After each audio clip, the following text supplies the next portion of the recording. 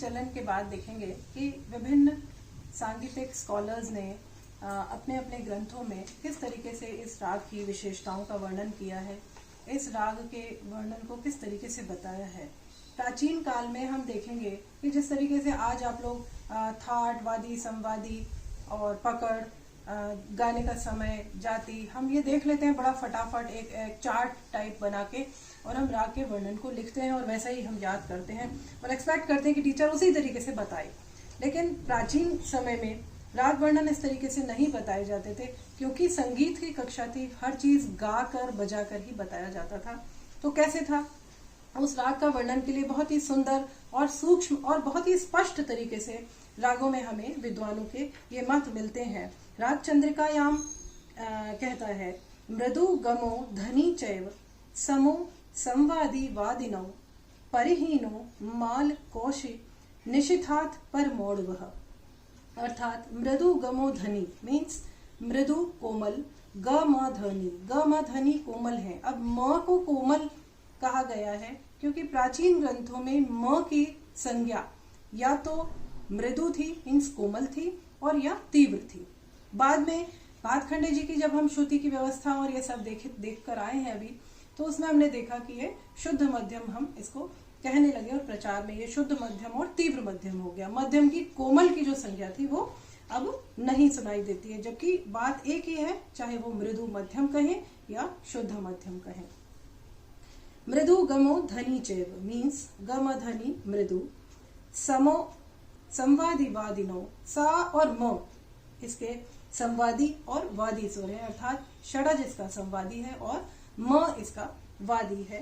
परिहीनो माल कौशि निशिथात पर मोड़वह, अर्थात प और रे की जब हानि करते हैं, उसको जब हम वर्जित करते हैं, तो माल कौंस राग औढ़व रूप में हमारे सामने बनता है और ये राग मालकौंस का वर्णन बनता है।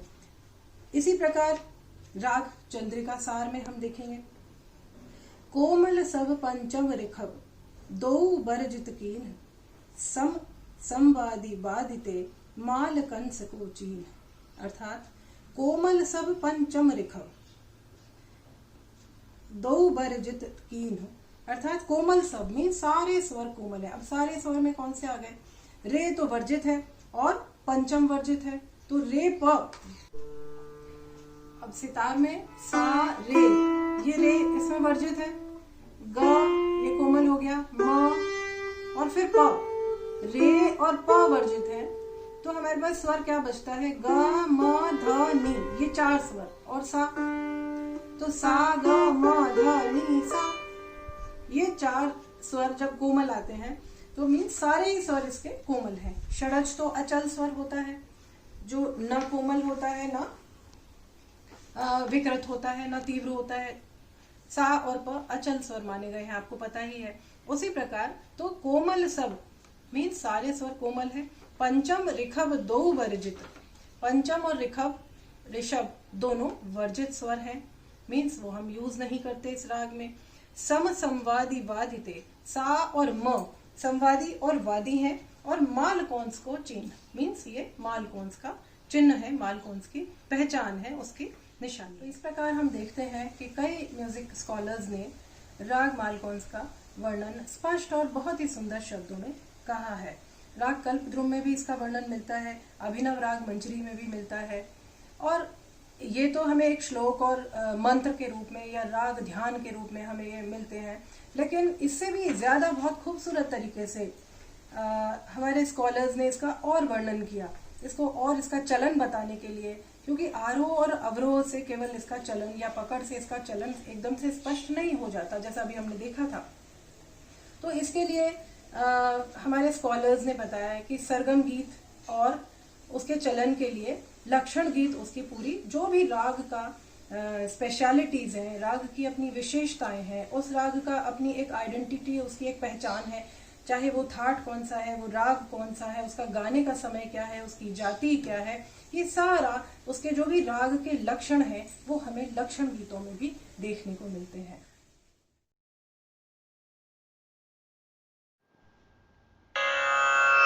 तब माल कंस गुणी चतुर गाय, तब माल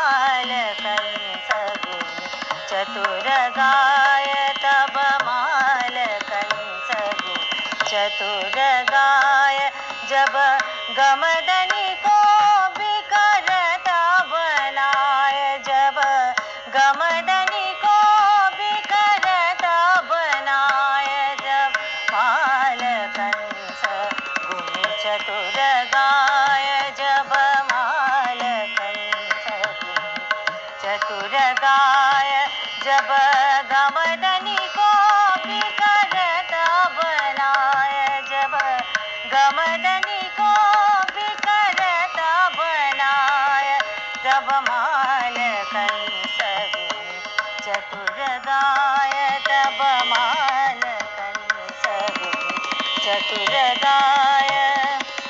मेल करत भैरवी मध्यम सुर, मेल करत भैरवी मध्यम सुर, मेल करत भैरवी मध्यम सुर, अंश समय निस तृतीय कहे पहर, अंश समय निस तृतीय कहे पहर, रिपवर जिताड़व बनाय, रिपवर जिताड़व बनाय, तब माल कंस गुनी चतुर गाय, तब माल कंस गुनी चतुर गाय, जब गमदनी को बिखरत बनाय,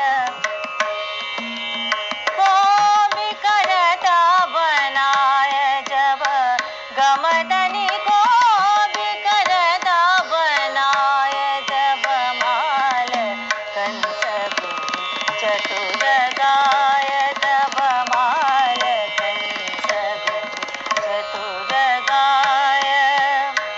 मेल करत भैरवी मध्यम सुर, मेल करत भैरवी मध्यम सुर, अंश समय निस तृतीय कहे पहर, अंश समय निस तृतीय कहे पहर, रिपवर जिताड़व बनाय, तब रिपवर जिताड़व बनाय, तब माल कंस गुनी चतुर गाय, तब माल कंस, तब माल कंस, तब माल कंस गुनी चतुर गाय। तो हमने अभी ये लक्षण भी सुना। तब माल कंस गुनी चतुर गाय, जब गमधनि विकृत बनाए, तब मेल करत भैरवी मध्यम सुर, अंश समय निस तृतीय कहे पहर, रिप वरजित औढ़व बनाए। मीन्स तब माल कंस गुनी चतुर गाय, गुनी चतुर मीन्स चतुर भातखंडे जी की उपनाम था। चतुर के नाम से उन्होंने कई बंदिशों की स्वरलिपियां की हैं और रचनाएं भी की हैं नई। तो तब मालकंस गुनी चतुर गाए, कब गाए मालकंस को गुनी चतुर मीन्स भातखंडे जी कब गाते थे? जब गमधनि को विकृत बनाए, मीन्स जब गमधनि को विकृत बनाकर गाया जाता था। तब मेल करत भैरवी मध्यम सुर, मीन्स जब मेल, उसका मेल मीन्स थाट, थाट कौन सा? भैरवी। जब उसका थाट भैरवी हो जाता था और मध्यम सुर अंश कहलाता था। अंश मीन्स वादी स्वर, वादी स्वर उसका मध्यम होता है। समय निस तृतीय कहे पहर, मीन्स समय कौन सा? निस मीन्स निशी, रात, रात का तृतीय प्रहर पर जब वो गाई बजाई जाती है तो वो राग मालकौंस हो जाती है। और इस तरीके की राग को पंडित भातखंडे जी गाते हैं। रिप वर्जित औढ़व बनाए, मीन्स रे और प को वर्जित करके इस राग का स्वरूप, जो इसका चलन, वो औढ़व बन जाता है, इसकी जाति औढ़व बन जाती है। तो देखिए कितना खूबसूरत तरीके से, बहुत ही सुंदर और सुस्पष्ट सूक्ष्म शब्दों में हमें राग लक्षण, राग की सारी विशेषताओं का बहुत ही सुंदर गेय रूप में हमें ये वर्णन प्राप्त होते हैं हमारे शास्त्रों में। और हम इसी तरीके से इनको गाते और बजाते आज तक आ रहे हैं।